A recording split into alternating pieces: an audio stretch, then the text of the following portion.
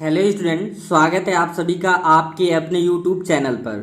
आज के इस वीडियो में हम एक्सरसाइज 5.2 के क्वेश्चंस को सॉल्व करने वाले हैं। लेकिन एक्सरसाइज 5.2 अर्थात प्रश्नावली 5.2 के प्रश्नों को हल करने से पहले इस प्रश्नावली में प्रयोग होने वाले कॉन्सेप्ट अर्थात नियमों को समझेंगे, क्योंकि बिना कॉन्सेप्ट के आप क्वेश्चन को अच्छे से नहीं समझ सकते हो। इस चैप्टर में हमें दो कॉन्सेप्ट समझना है, वो आर्गड तल क्या होता है और ध्रुवीय निरूपण, यानी किसी सम्मिश्र संख्या के आर्गड तल से क्या मतलब है और उस सम्मिश्र संख्या को हम ध्रुवीय निरूपण कैसे करते हैं। तो चलिए देखते हैं। सबसे पहला है आर्गड तल। क्या है आर्गड तल? तो समझते हैं क्या होता है। वह समतल जिसमें किसी सम्मिश्र संख्या को ज्यामितीय रूप से बिंदु के द्वारा निरूपित किया जाता है सम्मिश्र तल या आर्गड तल अथवा गॉसियन समतल कहा जाता है। एक बार और समझते हैं। वह समतल जिसमें किसी सम्मिश्र संख्या को ज्यामितीय रूप में बिंदु के द्वारा निरूपित किया जाता है सम्मिश्र तल अथवा आर्गड तल अथवा गॉसियन समतल कहता है। इन तीनों में कोई भी नाम दे दे, चाहे सम्मिश्र तल कहे, चाहे आर्गड तल कहे अथवा गॉसियन समतल कहे, तीनों एक ही मतलब होता है। और क्या है, सम्मिश्र संख्या को हम जब ज्यामितीय रूप में रिप्रेजेंट करते हैं वही होता है। अब इसका मतलब समझते हैं, ध्यान देंगे। जैसे आप जानते हैं कि निर्देशांक ज्यामिति में अगर इस तरीके से हम चतुर्थांश को बनाते थे तो यहाँ पे पहले चतुर्थांश में प्लस कामा प्लस होता था, दूसरे चतुर्थांश में प्लस कामा माइनस होता था, और तीसरे में क्या होता था माइनस कामा माइनस, और चौथे चतुर्थांश में क्या करते थे, इसी के अपोजिट यानी कि प्लस कॉमा क्या होता था माइनस होता था, ये साइन होते थे। ठीक है, तो सेम उसी प्रकार से यहाँ पे मान लो एक सम्मिश्र संख्या हम z लें, z इक्वल्स टू 3 + 4i। तो इसे हम लिख सकते हैं 3,4। क्या लिख सकते हैं 3,4, यानी कि सम्मिश्र तल में इसको रिप्रेजेंट हम कैसे करेंगे 3,4 से, यही क्या होगा आर्गड तल होगा। अब सेम वही कंडीशन है, आपको सम्मिश्र संख्या में भी साइन सेम वही लेना होता है, plus plus plus minus minus minus plus minus. तो अगर कहा जाए कि z इक्वल्स टू 3 + 4i को रिप्रेजेंट करिए तो हम क्या करेंगे 3 कॉमा पहले लेंगे, तो 3 और 4 प्लस यानी पहले चतुर्थांश पे। तो अगर माने x एक्सिस पे ये 3 और y एक्सिस पे यहाँ 4 माने, तो ये आपका यहाँ पे क्या लिख दोगे 3,4, और ये ऐसे हो जाएगा रिप्रेजेंट। इसे बोलते हैं r। क्या बोलते हैं r मतलब होता है मापांक। यहाँ से लेके अगर इस लाइन को हम मिला दिए तो ये क्या हो गया r हो गया, यानी मापांक हो गया। और यही जो बिंदु है ये आर्गड तल होगा, और ये z इक्वल्स टू 3 + 4i को क्या करेगा रिप्रेजेंट करेगा। ठीक है, अगर मान लो एक ऐसे दे दे z इक्वल्स टू -1 + 2i, तो इसमें हमें क्या दिखाना होगा -1, 2। ठीक है, तो ऐसे आपको समझ आ गया होगा किसी सम्मिश्र संख्या को आप कैसे आर्गड तल में या एक ज्यामितीय निरूपण कर सकते हो। तो ये क्या है -1, 2, तो क्या है माइनस प्लस, देखिए किस में है माइनस कॉमा प्लस। तो यहाँ पे ध्यान देंगे ये माइनस कॉमा प्लस होता है, क्योंकि बिंदु के इधर प्लस और बिंदु के इधर माइनस। तो पहले हम x एक्सिस का दूरी लेते हैं और फिर y का, तो ये हो जाएगा माइनस और ये हो जाएगा प्लस, यानी कि इस कोऑर्डिनेट में आपका आ जाएगा, इस क्वाड्रेंट में आएगा -1, 2।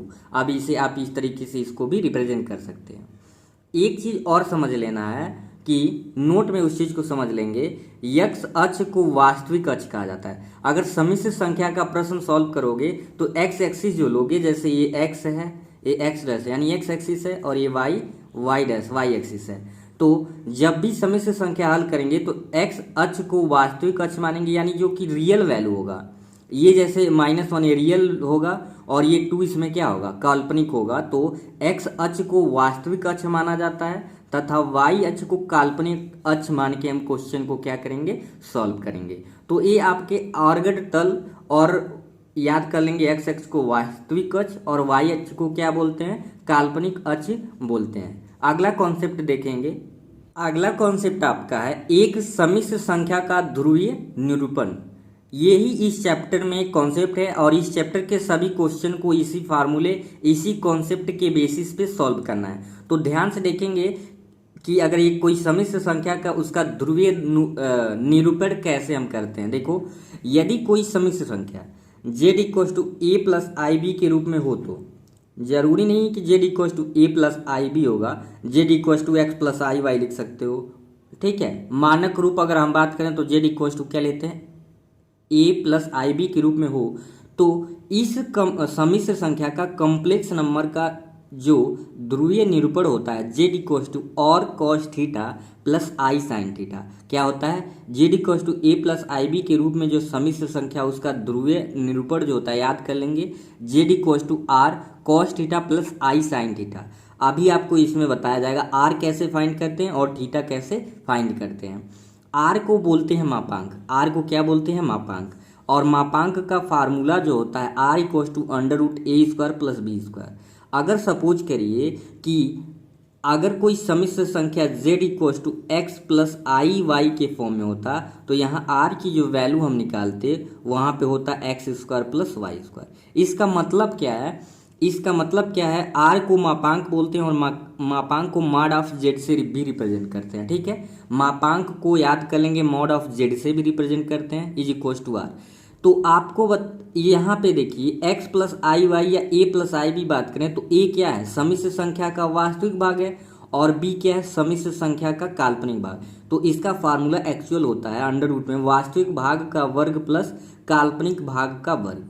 ये होता है r की वैल्यू और r ऐसे ही आपको क्वेश्चन में फाइंड करने होते हैं। ठीक है, और फिर क्या है, एक चीज और समझ लेंगे, प्रत्येक सम्मिश्र संख्या का मापांक सदैव एक धन वास्तविक संख्या होती है। यानी किसी भी सम्मिश्र संख्या का आप मापांक निकालोगे और निगेटिव कभी नहीं होती है, क्योंकि मॉड ऑफ जेड में आप जानते हैं कोई भी वैल्यू प्लस हो या माइनस हो बाहर आएगा तो क्या होता है, पॉजिटिव ही होता है। इसलिए याद रखेंगे कि किसी भी सम्मिश्र संख्या का मापांक कभी भी ऋणात्मक नहीं होता, यानी सदैव वास्तविक संख्या होती है, इसका मतलब धनात्मक। दूसरा, सम्मिश्र संख्या का कोणांक, सम्मिश्र संख्या का कोणांक का फार्मूला होता है tan alpha equal to y by x या बी बाई ए। यानी एक्स प्लस आई वाई है तो हम कहेंगे वाई बाई एक्स, अगर एक्स प्लस मतलब z equal to A plus i b के फॉर्म में सम्मिश्र संख्या है तो हम बी बाई ए यूज कर लेंगे। अब दिया कैसे है, ये तो आपके वेरिएबल से फार्मूला है, एक्चुअल में जो फार्मूला लिखने का तरीका है वो क्या होता है, tan alpha equal to imaginary part of z, यानी कि सम्मिश्र संख्या का काल्पनिक भाग बटे सम्मिश्र संख्या का वास्तविक भाग, यही फार्मूला होता है tan alpha equal to imaginary part of z by r e z, यानी रियल पार्ट ऑफ जेड। अब इसी को जब टेन को ट्रांसफर कर देंगे, अल्फा की वैल्यू होता है टेन इनवर्स बी बाई ए। तो आप देखो आर तो निकाल लिए, लेकिन इसमें हमें थीटा की वैल्यू चाहिए, क्या चाहिए, थीटा चाहिए। तो ये थीटा कैसे हम फाइंड करते हैं ये समझते हैं अब आगे। अब यहाँ देखिए आप ऐसे चतुर्थांश बना लेंगे, ये नोट जरूर कॉपी में कर लेंगे, वीडियो को रोक रोक के नोट कर सकते हैं या स्क्रीनशॉट भी लेके बाद में आप नोट कर सकते हैं।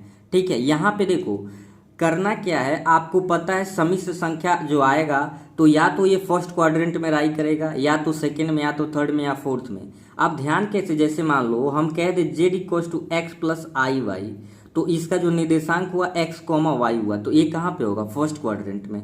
ये आपका फर्स्ट क्वाड्रेंट है, ये सेकंड है, और ये आपका थर्ड क्वाड्रेंट है, और ये आपका क्या है, फोर्थ क्वाड्रेंट है।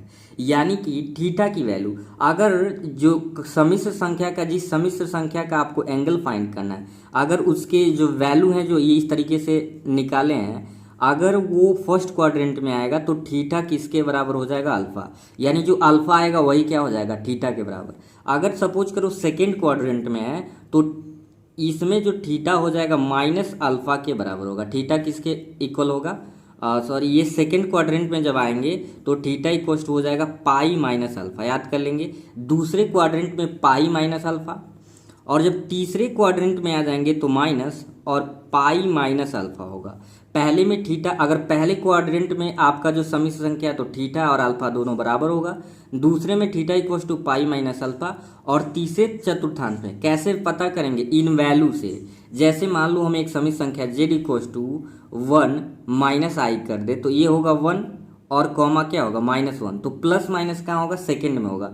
तो वहाँ थीटा की वैल्यू निकालने के लिए theta equal to pi minus alpha use करेंगे। अगर ऐसे ही एक सम्मिश्र संख्या है जो थर्ड क्वाड्रेंट में है तो पाई माइनस अल्फा, और फोर्थ क्वाड्रेंट में है तो थीटा इज इक्वल टू हम क्या यूज करेंगे, minus alpha. Theta is equal to क्या होता है, माइनस अल्फा। तो आई होप आप कॉन्सेप्ट समझ गए होंगे कि कैसे आर निकलेगा और कैसे थीटा निकलेगा। ठीक है, तो अब चलते हैं एक्सरसाइज में, और इस जो भी अभी रूल पढ़े हैं इस रूल का यूज हम करने वाले हैं। हर एक एक्सरसाइज से पहले मैं आपको कॉन्सेप्ट बता देता हूँ कि कोई भी क्वेश्चन सॉल्व करने में प्रॉब्लम ना हो। ठीक है, अब इंड स्क्रीन पे जो स्क्रीन पे अभी आपका वीडियो दे रहा है उसे प्ले करके पर्सनली के वीडियो को देखें। धन्यवाद।